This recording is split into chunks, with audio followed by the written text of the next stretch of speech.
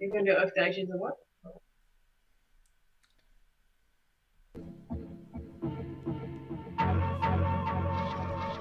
Uncertain Futures. With Patrick and Joan. Hey Joan, lovely to see you again or hear you over these uncertain lines. Um, so that was our first attempt at delivering an opening theme at the beginning of our show, provided by none other than Bix McKenna. How you doing, Joan? I'm not too bad. How are you? I'm pretty good, pretty good. I'm just here looking for the old link to this here live stream. Um, but no, I've had a decent enough week. Um, Good, Keeping good. busy, enjoying the sunshine. Is the weather as good over there as it is here? It is glorious. Yes. Very nice. But I've spent the last few days mostly indoors, mostly on online platforms to, be continue to be educated and such. And yeah, it's been kind of a bummer because I've just been sweating in my room. That does sound like a bit of a bummer. It doesn't get so hot here that there's really a high risk of sweating when stationary, but the the sunshine is still kind of a bit tantalizing.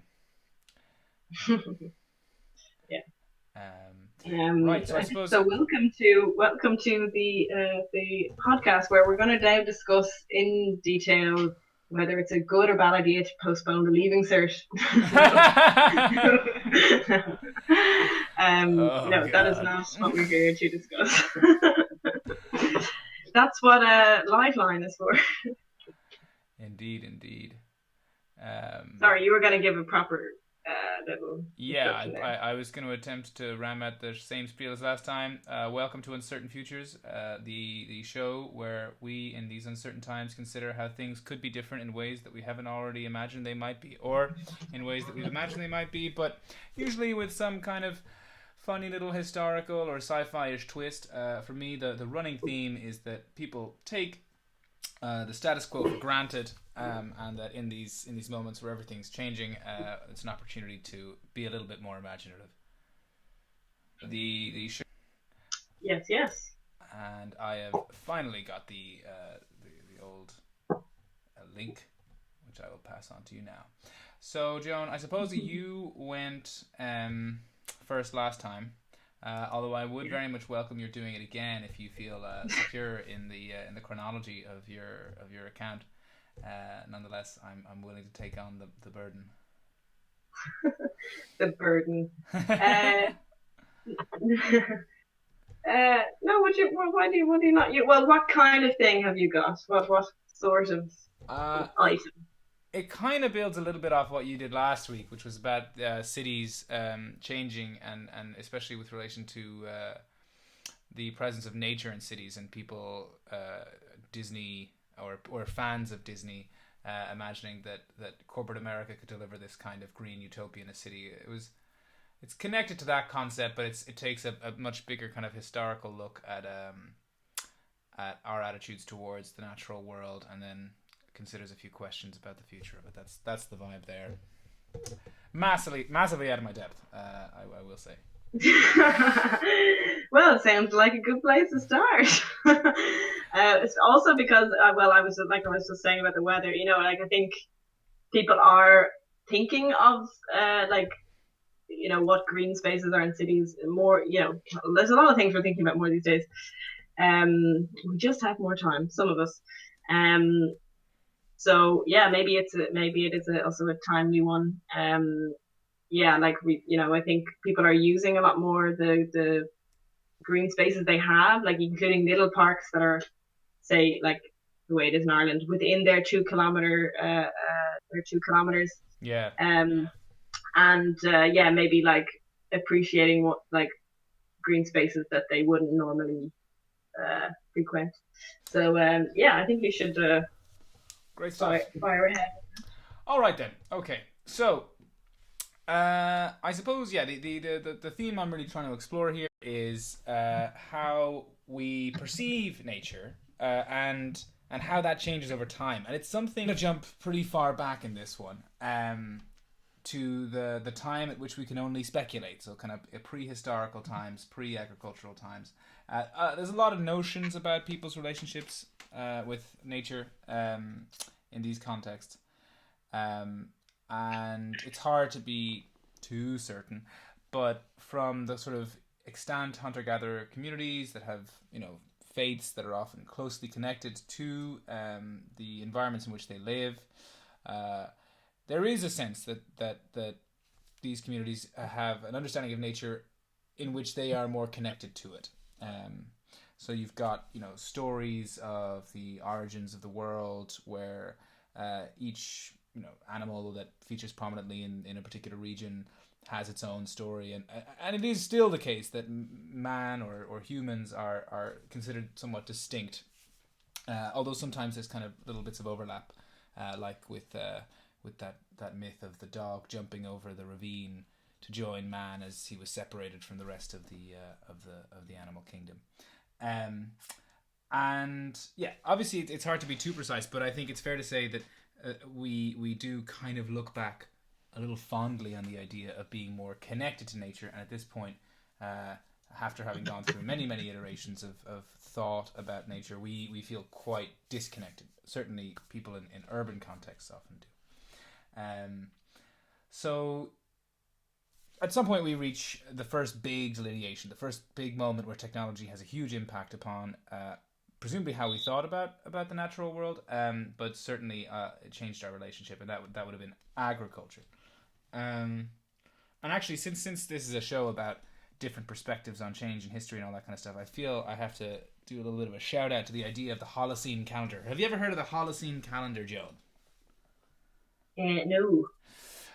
Well, the Holocene calendar is an alternative calendar that was proposed by an Italian researcher called Cesare Emiliani. And he thinks that it would make a lot more sense, or thought, I'm not sure if he's still alive, if this wasn't the year 2020, if instead it was the year 12,020. Any thoughts? Wait, say that again. What? The Holocene calendar would place the present day at 12,020. It essentially adds 10,000 years to the calendar. Yeah, but why? Good question. Essentially, I'm here for all those cutting 5-year-old questions. Well, I mean, I think there's a number of justifications for the Holocene calendar. When I first heard the idea, I thought it was maybe a bit over the top. But one of the big ones is that it's not intuitively satisfying or easy to learn dates in history when we place them on both sides of a zero, right? So people find it very confusing, and honestly, I do still. I'll still say a date and I'll realize that I meant 2000 instead of 200, because once I go back before the zero, I kind of start mixing up different figures much more than I do after the old zero. And that's one reason that it's more intuitive if all of what we're concerned about as human history took place after the starting point of your calendar. But the actual reason he chose that particular date was because it's the first time that humans are known to have constructed a mega structure. I don't know if I can pronounce it correctly. It's in Turkey. Göbekli Tepe is the name of it. It's thought to have been some kind of temple, and it's people are very interested in it. A, because of the fact that it's the first megastructure, and B, because it seems to have occurred before agriculture. And so there's some debate as to whether or not the agriculture was informed by some religious gathering of hunter-gatherers who got together for that purpose, and then when they were there, they required, or when people were gathering in those kinds of ways, they were more capable of the innovation and needed it more. But agriculture was the big game changer. Obviously, once you can grow your own food, the natural world is a very different thing. It's not an arena in which you must compete. It's not a kind of library of mysterious berries and yeah, look at that, I have to close Facebook as well now.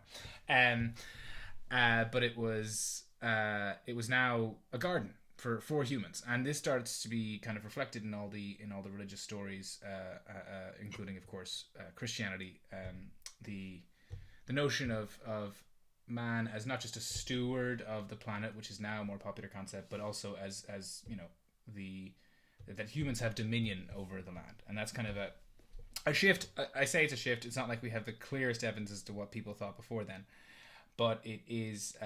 It's something that I think was very much solidified by the technology of agriculture, which also allows us to insulate ourselves from the rest of nature. And what comes with this, of course, is our domestication of various species. I already mentioned the dog beforehand, which is kind of a slower process, but humans at this rate start to massively change the features of the organisms around them, creating a kind of further layer between them and what we now might consider kind of the natural world. And then you got to fast forward. So this kind of state of affairs with agriculture, it does grow. Of course, we get better at it. We take up more and more land, but the concept of natural and unnatural as we have today, as far as I can tell, it still wasn't in line, because before the time of the Industrial Revolution, when people would have spoken of something as being unnatural, they weren't really talking about it being different from humans. I mean, is that what you would think the word unnatural kind of means when you say unnatural? Oh, well, I have a lot of feelings about those words, Patrick, so Oh. don't even get me started. But yes, dear. I mean, often, yeah, there is a common usage meaning like not human related, not man-made. Yeah. Okay. Well, I have my own pet theory about this, and your abundance of thoughts on the matter will surely enlighten me further. But is that the fact that we started calling the machines of man in the Industrial Revolution? I keep saying man; it just sounds so much more epic. The fact that we kept calling them sounds like the patriarchy is what it sounds like. That. Yeah. Well, I mean, if I'm calling like the Industrial Revolution, I think that it gets. It's not exactly a positive picture morally. But I was just talking about the machines of man, the man part. Yeah. Man. Yeah. Yeah. Yeah. Continue. But so my understanding is that people had used the term unnatural to describe essentially supernatural things or things they didn't understand that they were attributing as supernatural. The point is they weren't aspects of the natural world, and typically it came with very negative connotations. So it could mean everything from witches to diseases that were of course not understood at all. And then when these large machines started to replace people's jobs, they started to call those unnatural. And I guess I think that what we've seen now is a kind of evolution of that concept, because while the industrial capabilities continued to grow and they became more and more normalized, and there's not that many people engaging in actual Luddism anymore and trying to I suppose we had the Unabomber, but it's considered kind of an unusual thing to do. We did have the rise eventually. So during that period of time, I think it was a real reinforcing of the original idea of the dominion of humanity over nature, because this time it was this accelerating capacity to take sludge from the ground and turn it into this immense power that people could use to take over the world. And it was a little while. I actually find, funnily enough, I find that attitude is the one that is kind of the hardest to relate to today, because we've swung quite far away from it, at least in the Irish context anyway. But I think in much of the Western world, we've swung. Wait, which aspect of it now? I find it hard to relate to a world in which me and my peers sort of feel this real thrill of conquering nature, and we're like, oh, we can go and take, but it's clearly like even just colonialism in the sense of, say, people going to America, not affiliated with any government, to take land and to conquer it and to use their grit to dominate nature. That's something that I just don't. I mean, it's not incomprehensible to me, but I don't seem to be able to relate to it as clearly as I can relate to. But like. Yeah, but like you're into or have been known to in the past be into a bit of mountaineering, right? Like hiking and stuff. So like that, it's a different from going and like, I don't know, logging and deforesting a whole continent or something. But this idea of conquering peaks or mountains, or reaching there is an aspect. I feel like there's something similar in the attitude there of being like, oh, I can't, that nature built this big mountain, but I got to the top of it, so I am better.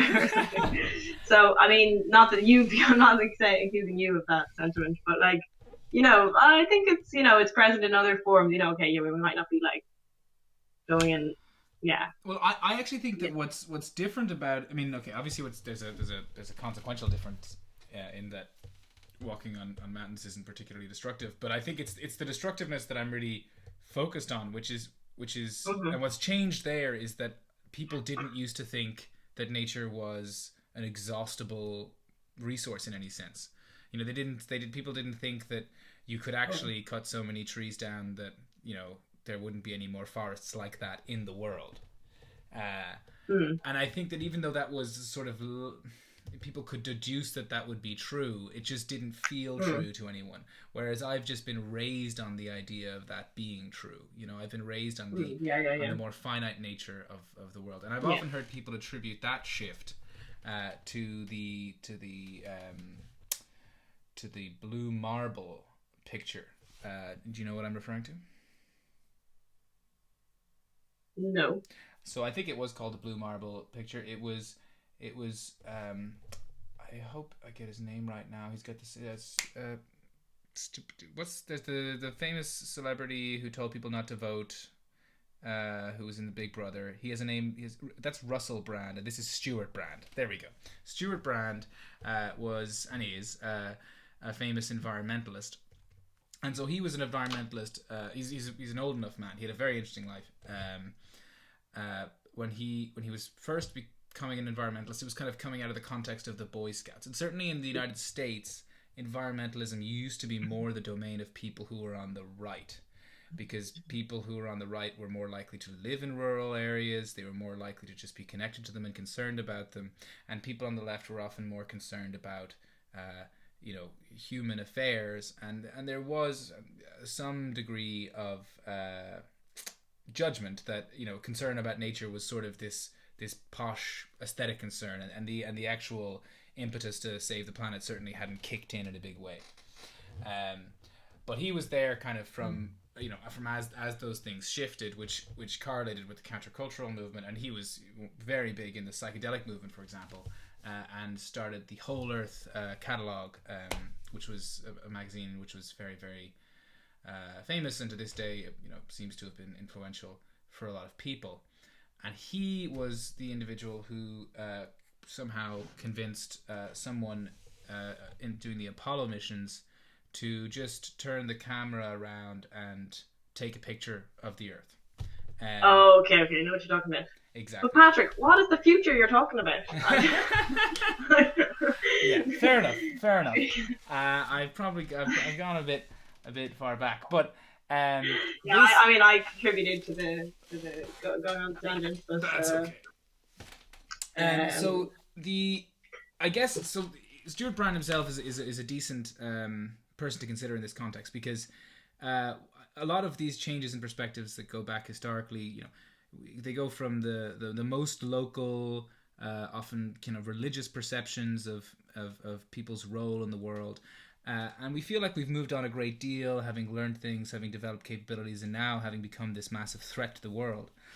But people still talk about the idea of playing God. They still talk about the idea of there being a pure natural state to which, for which we are a kind of deviation. And I think that those intuitions share a lot more with the original superstitious ideas about the humanity's place in the world, etc. And I think where we're left with, or where we're left now, is well encapsulated by this classic movie. I'm going to play a clip, Joan. I'm not actually sure if you're going to be able to hear it, but I will pause it quite quickly.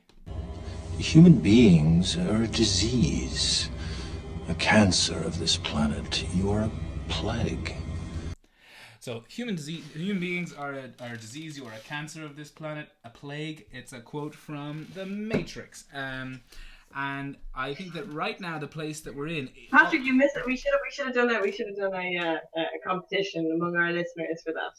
You're You absolutely missed right. it. Hold on. I actually haven't checked in on the old listener Next time. situation. Oh, look at that. Yeah, well, our listeners are, they're coming out more with the constructive criticism today, more than the lauding us. Every episode has been episode 1 so far, but I think that's mostly where. Yeah. No. Episode 2 was called episode 2, but now we're looping back to episode 1 now. But. Yeah. Okay. Yeah. But okay. We're cancer on the planet. Yeah. Yeah. So I think right now there's a conflict between two dominant perspectives. One is that we're a cancer on the planet, and one is sort of mostly just an attempt to deny that there's any serious problem to be talked about, which is probably more a perspective that's represented by money as opposed to people, by and large.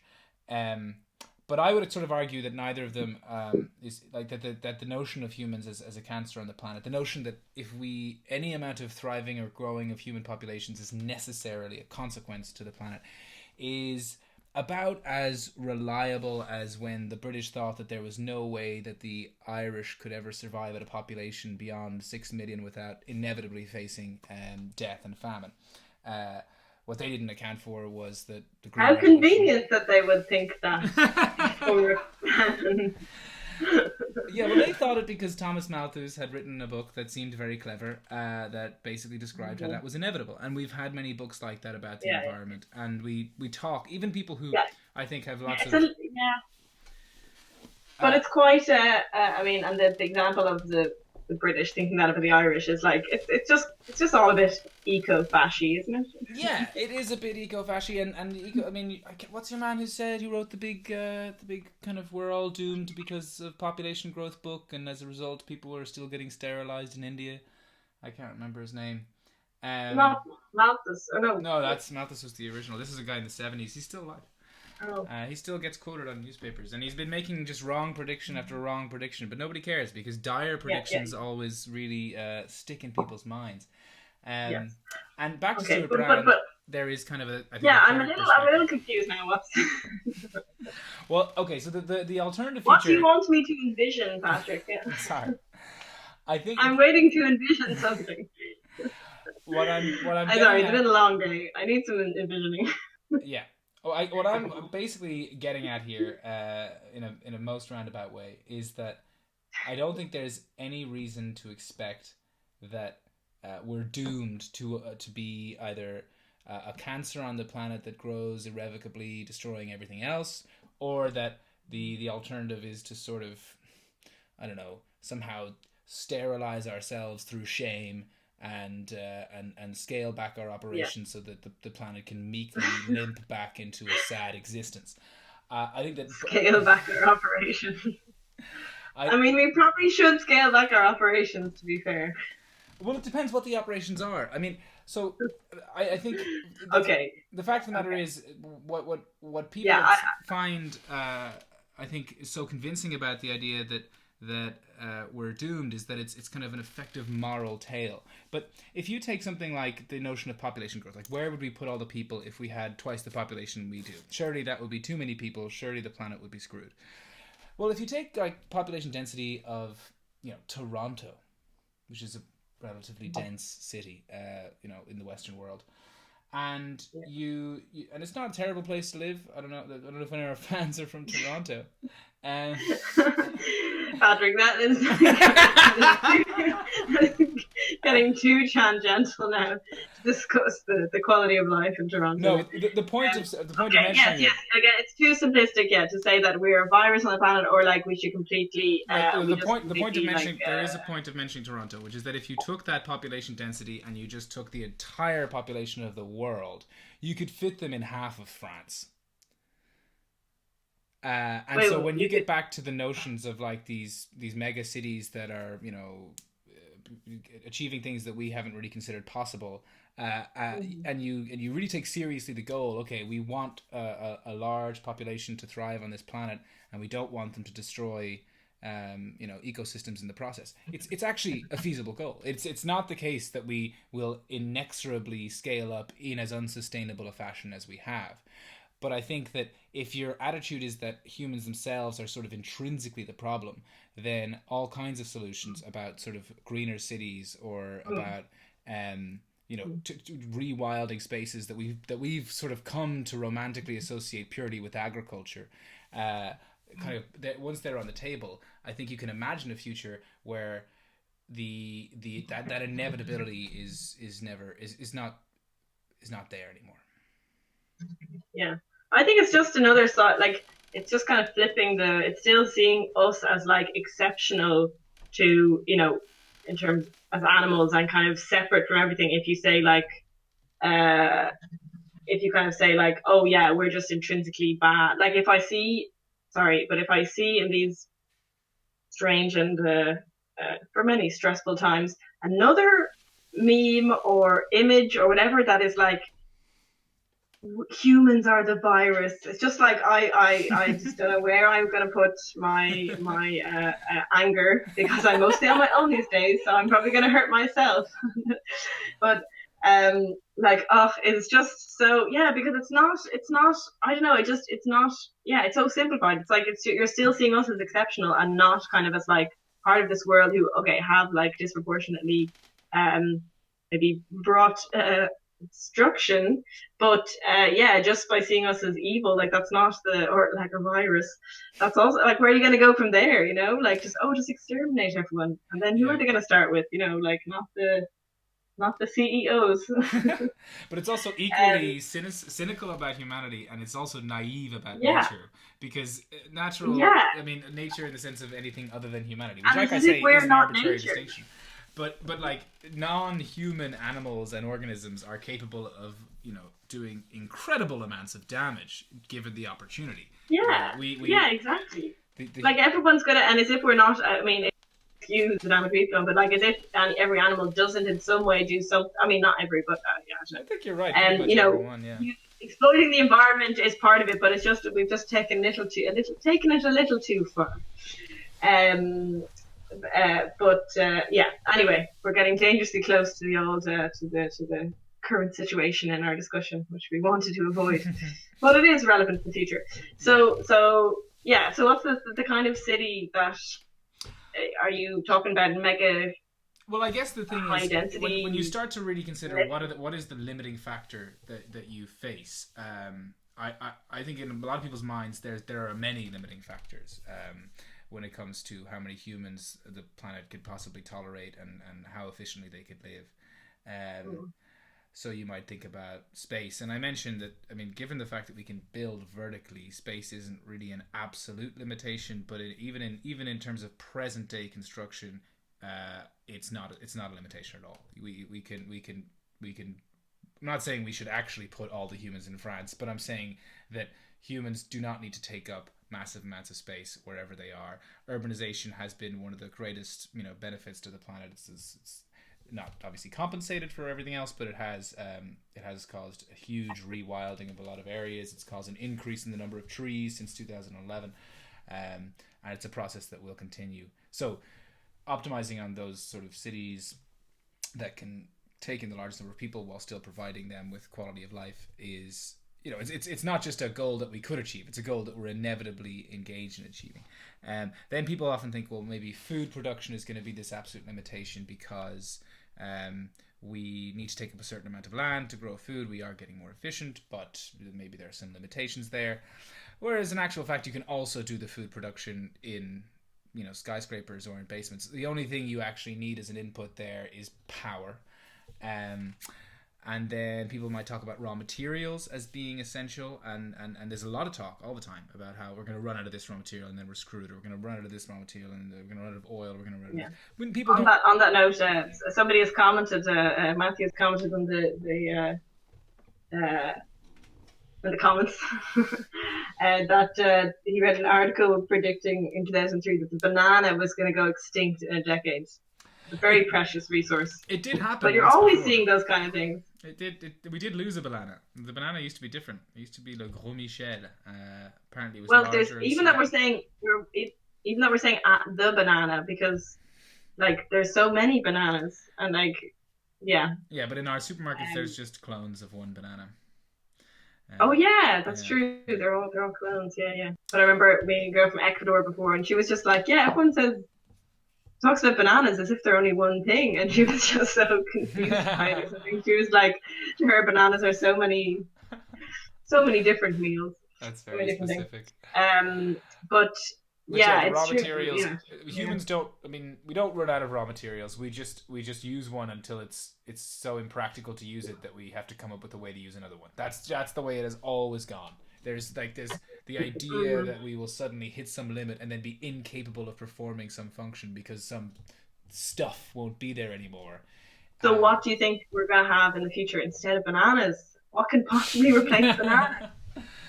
I can't speak to what could achieve that lofty goal. Okay, we're taking suggestions in the comments because like I don't know, like I'm heavily dependent on bananas. I mean, I think we're actually working on keeping the banana going using a process of genetic modification, etc., which plenty of attitudes towards nature preclude on moral grounds, but which might be the only way because we've sort of backed ourselves into a corner, having a crop that is so widely grown and distributed, but which has one and only one genome. But yes, so essentially, I think that the one thing that humans actually do need, and they need to scale it up proportionate to their population, is power. It's energy. And that's not a solved problem, but it's I don't think anyone would claim that it's overly naive to imagine that in 100 years or 50 years we will have become competent at producing clean energy to the point where that need not be an environmental concern. And I'm confident that once that's achieved and once there's an effort to align our other activities, we could live to see a world where we don't have people feeling the need to call human a cancer. That would be great. And that's it. It was a bit long-winded. Forgive me for that, but I still like the idea a lot. I like the idea of not feeling sort of guilty about all these activities that we depend on so much, and I also feel good about the idea of there being a sort of continued thriving ecosystems that do all kinds of interesting things and that can survive independently of us. But it will require some changes, and it will require, for example, the giving up of large tracts of land that we've assigned as sort of domesticated terrain for humanity. Wait, the large tracts of land that what? I missed that. That we've assigned as kind of domesticated terrain for humanity. I'm talking about small farms, etc. That Ireland has very, very little in the way of natural ecosystem. Natural ecosystem. What do you mean by like just why does it not have natural? Well, because it's experienced immense deforestation, and then what was left was either irrevocably changed. So we have a lot of our bogs are not bogs that would have been there a very long time ago. They're only there because of the deforestation, and then we also put farms everywhere, and farms are obviously not natural ecosystems. So I think we have become like wedded to some degree to these changes, even when they, I don't think, represent a sort of healthy wildlife. Even if that's kind of a judgment call, I think it's a judgment call. Yeah, exactly. But like what you were just saying earlier, like does it even make sense to talk in those terms of like, oh, natural ecosystem and things we have now, or like farmland or things, like if we're talking about the future, because surely those, we just have to work with what we have now and the ecosystems we do have now. And yes, it's not what it used to be in Ireland, biodiversity is a big issue in Ireland, I think, like, and in a worse position than I think most European countries. which is connected to history. And yeah, that not being a priority in Ireland in the past. That is, I mean, But I almost but wanted to do yeah, but I that just think topic. like when it makes sense to say like, oh well, now we have farm. You know what I mean? It's not really necessary. It's a matter of like trying to go back. You know, there's this argument of like talking about going back, or there's the rewilding thing, but then there's also like um just not. I don't know how useful it is, that idea of going back, because we can't really go back and retrieve the, or maybe we can, in some ways we can, like, reintroducing certain like animals. And I don't know, it's sort of an interesting one thinking about in terms of like thinking of the future and nature, what we call nature. Um, I don't, like what yeah, kind of I don't language we think use that. around it, because this thing about like going back obviously doesn't make sense. I mean, because we can't actually time travel, and but maybe we can make different sort of um, different kinds of nature, different kinds of ecosystems. Yeah, I agree with that. I think that when I say kind of a healthy wildlife, I'm kind of implying that there is it's a somewhat kind of aesthetic decision, but it's also something that can be quantified by things like biodiversity, um, and I don't think that we should be entirely. I mean, the funniest example of people being wedded to a very precise historical aspect of their biodiversity was when the Russians, so when the Finns wanted to reintroduce wolves into Finland, and they Mm-hmm. did so, a sizable chunk of the Finnish farming community were quite upset about it, and they were saying these aren't Finnish wolves, these are Russian wolves. And the same thing happened in America when they brought wolves back in from Canada. You had people complaining that this wasn't real. This wasn't really reintroducing the wolf. This was importing the Canadian wolf. These wolves coming here and taking our jobs. But I think that that's an Yeah. episode in and of itself, and maybe a more Wolves. Oh, no the whole please. idea of like what could be a way to re-engineer those wild spaces. Um, Yes. uh, Well, I also think that wolves could be an episode on its own, yeah, yeah, definitely. personally. Okay, Um. Okay. Should we switch a room? yeah, I think we should switch a room. Yeah. Um. Oakley dokley. Well. Mm, mm, mm, mm, mm. Yeah. What I. Yeah. Where to start? Where to start? Okay. Well, first of all, to start. So I am in Belgium. I live in Belgium now, and something that you see like not infrequently around here, that to me was like disproportionately like futuristic. I mean, it just felt seemed so futuristic or something to me, or like and cool, even though it's a very basic thing, really, I suppose. But we just don't have it in Ireland. Um, and it actually is also something that, I mean, it just exists here anyway, normally, but it's quite practical in times of the pandemic and social distancing, and that is uh, bread vending machines, bread vending machines with fresh bread that are like in the street My by God. bakeries. Yeah, right. And don't worry, this is not my whole thing to talk about vending machines with bread for like half an hour. Although I could do it, I could do it. Um, and yeah, I was just like, oh, that's so cool. Well, how practical, because like they fill them up or like early in the morning, and then you can just go like even at times the bakery's closed, and you can get your bread that was baked that day. And it's like all sealed up, and there's like different kinds you can choose, and it's cool.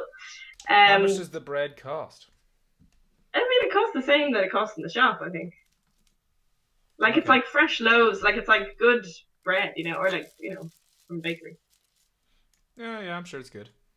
Yeah, I mean, yeah. To be honest, I've actually never used one of these bread vending machines, but yeah. So I wanted to talk about um uh something. So yeah, we kind of touched a little bit last week about kind of health in the future and things, and something I want to talk about that is not not food, actually, not the future of food, and like, are we going to be eating like incense? I hope we're not be eating incense, insects.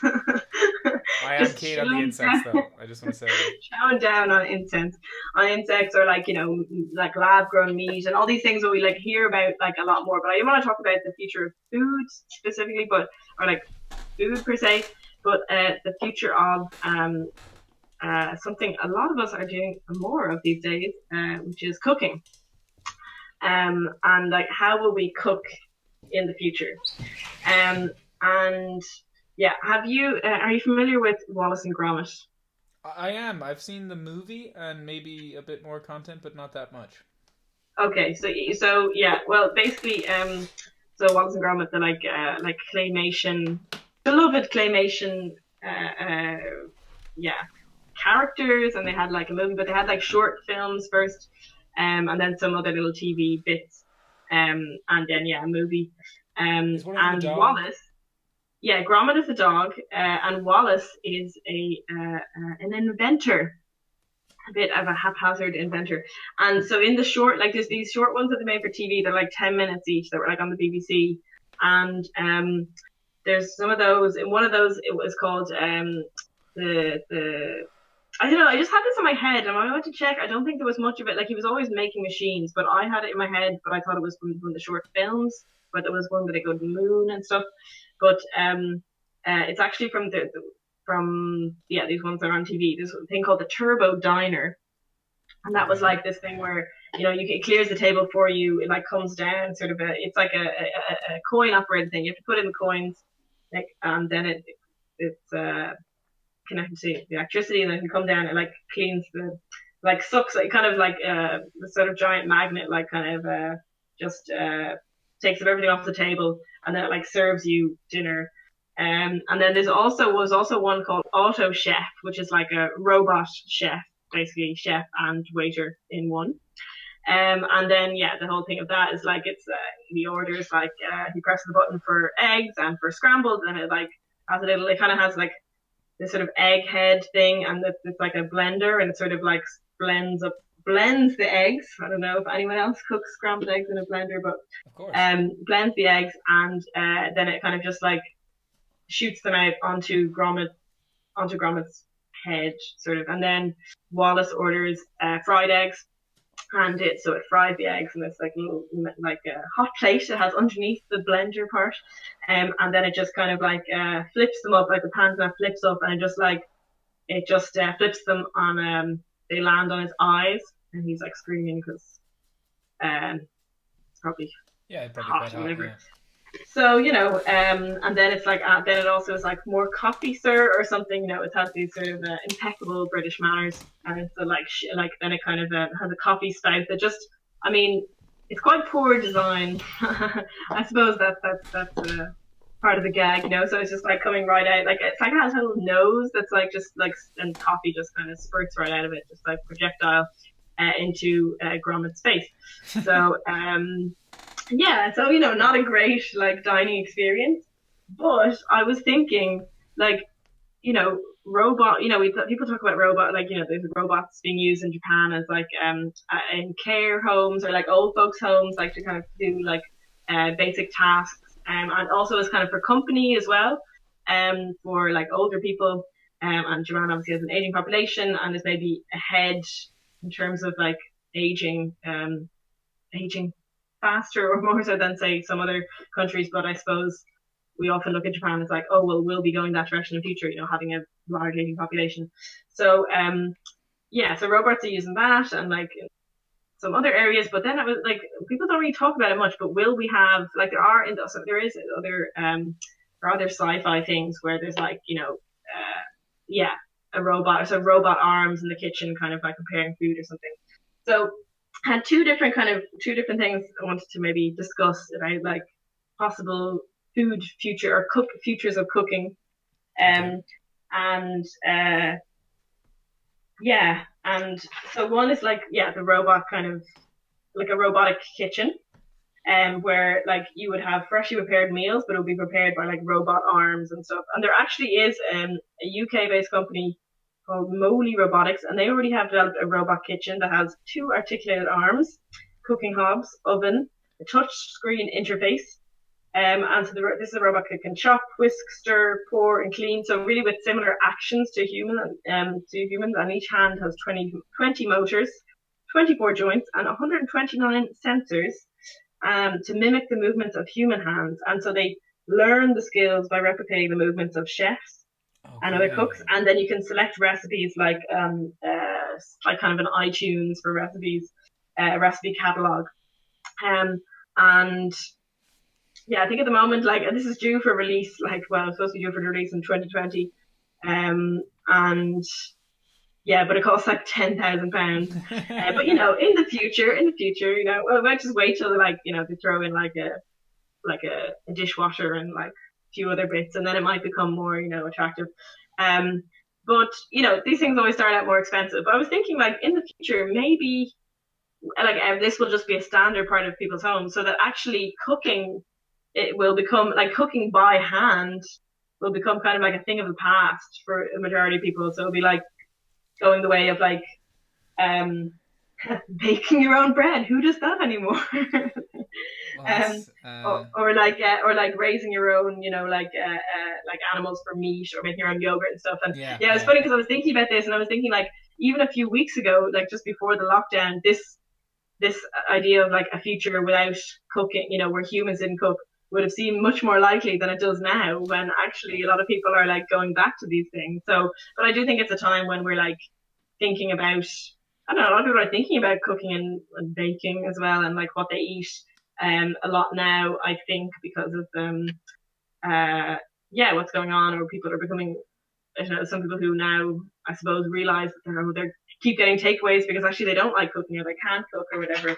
Um, and yeah, maybe it's a bit more, they're a bit more aware of it now or something.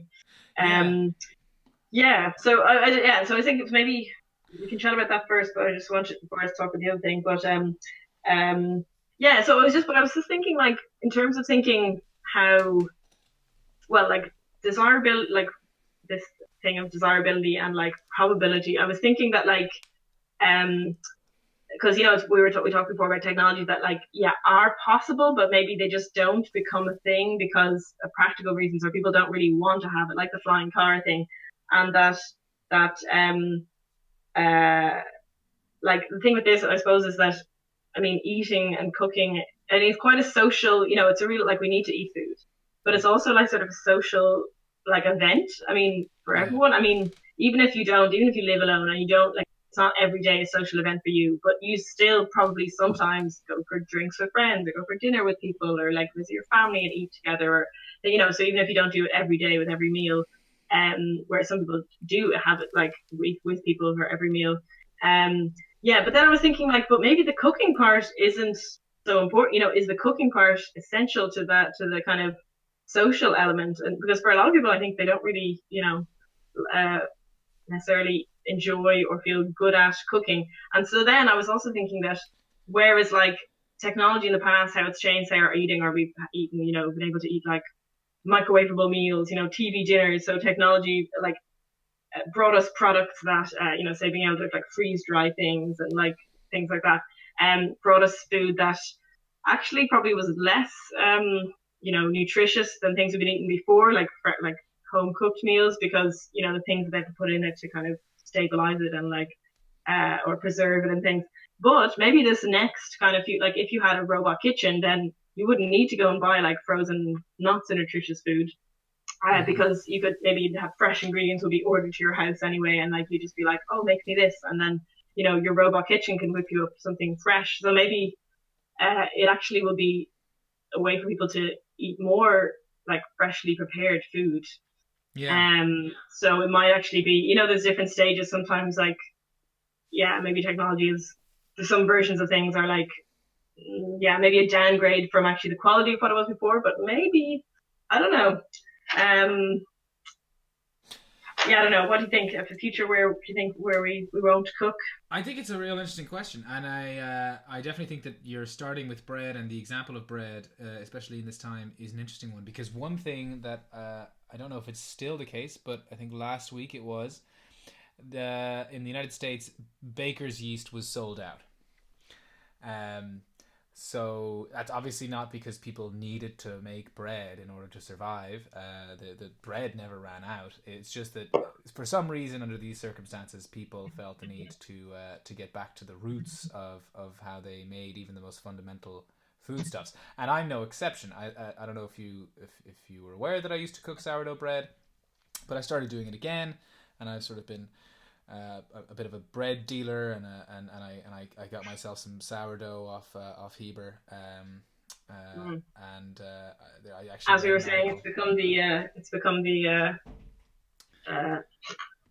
like the cigarettes in prison of the pandemic time in South Dublin. Exactly, yeah. So, and then you also talk about, so then the idea that, I mean, obviously it would be ridiculous to assume that robotics wouldn't play a role in our kitchens. Kitchens have been integrating all kinds of technology for a long time. Probably, it's true. Actually, the best example is the microwave. Really. I didn't mention that, like, you know, the fact that we have like blenders and food processors and like, you know,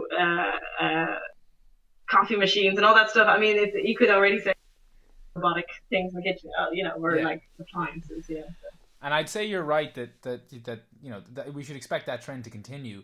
I feel like as is the case with the blenders and the microwaves a little bit less so, which is interesting because people kind of judge microwaves a little bit, but they don't judge blenders the same way, because I think with blenders it can be seen as just a tool for the you know, domestic god / goddess to work their magic, and I think that while you're right that not all people wish to fill that role, I feel like many still will. And another thing that I think is really interesting when you talk about, you know, whether or not this would get integrated and how it could give people access to you know, more reliable fresh produce, is that we have seen with the changes in how people have eaten over the past century that there has been, you know, this pretty significant class divide in that whereas in the past the you know, people who were poor were at risk of malnutrition or undernutrition and starvation, and people who were rich were not so much at risk of that, and some small proportion of them were at risk of obesity and gout, and if you go back far enough it was a big problem, and now the situation is kind of flipped. People who are wealthier are actually putting more effort and time into their food, which is kind of the opposite of what the technology permitted. But as a result, they're staying healthier, while other people's brains, or everyone to some degree, really, are kind of being hacked by this very alluring processed food that has health problems associated with it. So I could imagine seeing the same kind of thing take place. That, you know, the most people in the world are relying more and more on pre-processed food, but people who are super wealthy don't even have to put the time in to cook their fresh food. They could have their sophisticated Wallace and Gromit style robots doing it for them. But I mean, I was thinking of like beyond, like if it becomes kind of mainstream, that like it is hard to imagine like everybody having a robot. What year it would be that everyone would have like a standard like a robot kitchen. You know, I just also think, imagine how like that, you know, like people who have like a kind of a shitty microwave or an oven, who, you know, or like a dripping tap, or, you know, all these little things that when you move into, like, you're like, you know, renting a crappy flat, that you'd be like, oh god, like this salad, my robot kitchen just cuts the vegetables so unevenly, you know, like it doesn't it's have just the like new it's recipes. always like a little bit too much like too much salt in the carbonara, like, you know, like that it's, you know, that it's an imperfectly cooked meal from your robot kitchen because it's like, it hasn't been serviced in long enough, in like ages, and like so yeah, I don't know. And like so another kind of one other thing I wanted to talk about is and this already is like happening, is I know, I suppose we maybe used in like, I don't know, more just for fun and stuff, and maybe in like, I don't know, fancy catering and stuff. 3D printed food. Obviously not like, you know, that it creates food from scratch, but kind of so originally it was like, okay, they can make, you know, things out of chocolate, like, or, you know, out of more like a marzipan, or kind of like a sweet, some kind of like a confectionery, you know, some kind of an ink that was effectively like sugar. making kind of like fancy things. But there are now also companies that like make 3D printers that are designed to use like fresh foods, and also you can use savory food. And yeah, that is that you can also use kind of like food where there will be less food waste. And you can create just like weird, funky shaped things, like which is just kind of like I don't know, fun. Like there's one where you can make like a you can make kind of like a chocolate disc, and it will have a pattern on top, and it will also can you can put in like grooves so that it would function also as a record that you could play on a record player to play like a favorite song, but it's also like On your food. chocolate. Yeah, so that's just kind of novelty-ish. But one cool thing I found with 3D printing is that there's a company, um, yeah, so there's that kind of stuff, which is just like when you look up online, it seems to be like fancy for catering, like not probably too expensive to be used for home to be like have for home use and kind of maybe use more in catering now, but like very like very Instagrammable kind of results. But then one company I found called BioZoon, and they specialize in kind of doing 3D printed sort of gourmet food for older people who need to eat purified food. So it's basically like kind of liquidized food. So, but it looks like like a nice like salmon and vegetables and potatoes, or it looks like but with fancy sauces and fancy desserts. And I thought that is actually quite like I feel like that's quite a cool thing because like when you're older, have some kind of health condition or like problem in that you have to eat liquid foods, like I don't know, there's something a bit depressing about it, especially if you were really into food. That it's like, oh, now I have to eat just this, and it's just all like all the kind of the same color, and it doesn't have any kind of shape to it. It looks like it's a bit like you're eating baby food or something again. Like when I was a teenager, I like volunteered in a hospice, and that was what I was usually doing, going around kind of feeding like soup to people, and especially people who were still kind of very much like mentally still kind of with it. So this was in like a geriatric ward, so not in a like palliative care ward, but they were like, oh, soup again. It's just like the fact that it was also because there wasn't that much choice, because in the kitchen that was what they were specialized in, kind of producing like that sort of food, soups and like easily digestible food. And then I just thought it actually will make quite a difference to people, all those increasingly elderly population we're going to have, as I was saying, to be able to like have like cool meals that look interesting and cool with different like flavors and different textures and stuff, but that's still eatable. I know, eatable, edible. So I don't know what you think about. I think that does sound great. I mean, I suppose you'd want to see the response of individuals. You wouldn't want it to have some kind of dissonant effect whereby the moment you put it in your mouth, the illusion is shattered and it's you feel like you're eating some kind of sci-fi experiment. But assuming people like it, it sounds pretty great.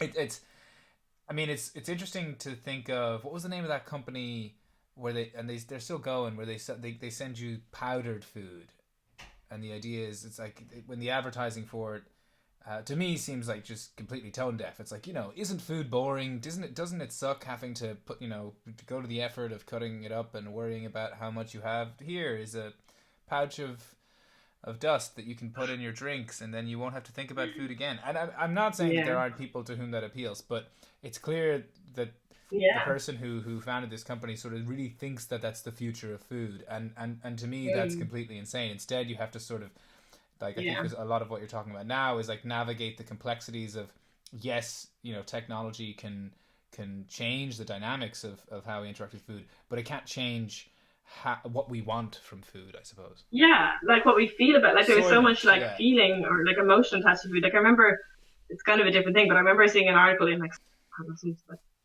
some magazine that comes with some like weekend newspaper, that kind of thing, and it was about like an article food and people's feelings about food, and it was sort of like then there was like a little box that was kind of like here are some tips for how to separate your emotions from food, or to not be so emotional about food, or separate your emotions from food, because I was talking about like problem, like if you eat when you're sad, or this kind of overeating for because you're sad or depressed, or like kind of problem eating or whatever it's called. Anyway, and it was something like, tips how to like separate your emotions from food. And I remember just reading that and being like, well, just, oh no, I refuse. I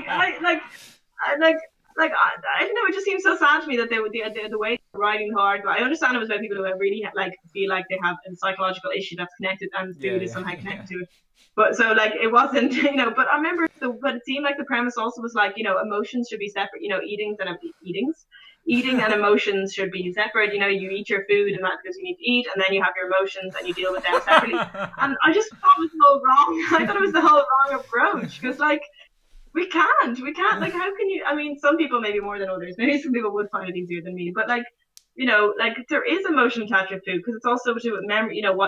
Things you ate when you were a kid, things you ate with your family, like your favorite dishes that you associate with like certain friends or like relationships, or like different foods you ate when you lived in different places, and like so all of that, like, and eating together with people, like I was saying. So like, but it's true that some people, like, I don't know, it is interesting to know what people like would be the people who will eat that, just eat that weird smoothie nutrient full. It's called Soylent. Thing. And the thing is, one of our hundreds of millions. Is that, I don't know who that is actually, to be honest, but they pointed out that it's Soylent, which is a terrible name as well.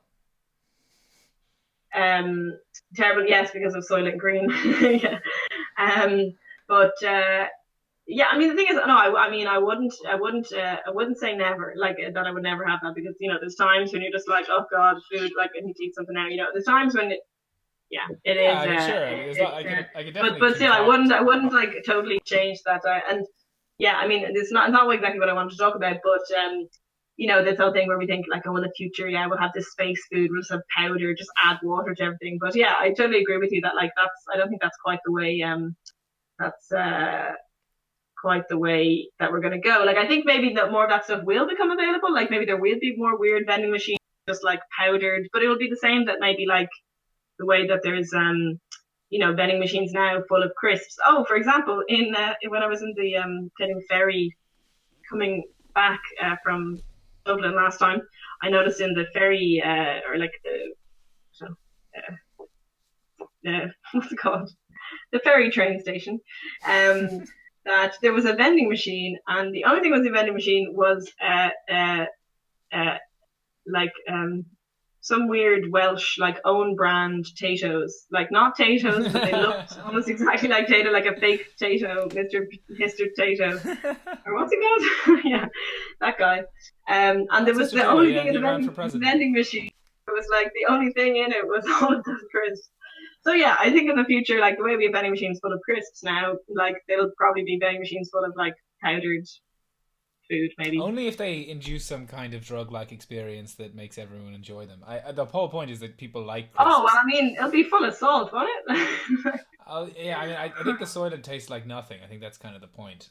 It's purely tastes like nothing, but surely you can put in different flavors. I think. I'm probably being a bit too harsh, but you probably can put in flavor. But the point of it is, I think, but it wouldn't make big problem with it though. Is that the lack of texture or something, like even if it was something that was kind of more like a bready type, because the thing is, drinking like a smoothie type thing is a weird thing to have for all your meals, right? I mean, I think it is, yeah. I mean, I think a bready thing, it sounds like you're describing lambas bread from... what is that? Well, in The Lord of the Rings, when the hobbits met Galadriel and the elves, they gave them a bunch of lambas bread, which was this bread wrapped in these leaves that stayed fresh for really long. And the first time they ate it, they were like, oh my God, this is amazing. I could walk all day and not complain once. Oh, yes. Amazing. And then after a few months, they got pretty sick of it. And it was magical. Yeah, I mean, I'm sure you would, like, variety, spice of life. I'm thinking we should, maybe we can, any final thoughts on the cooking?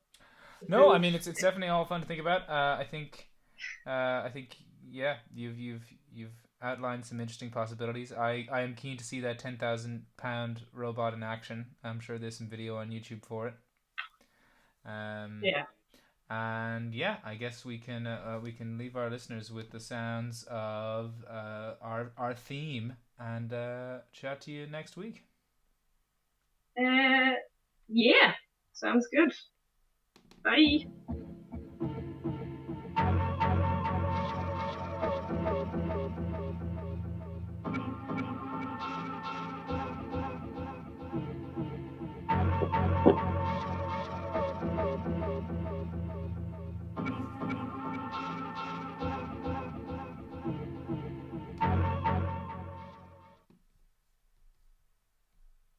Are we done?